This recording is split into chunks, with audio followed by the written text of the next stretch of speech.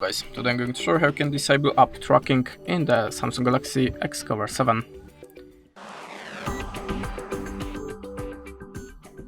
So first open the settings, then go to the apps.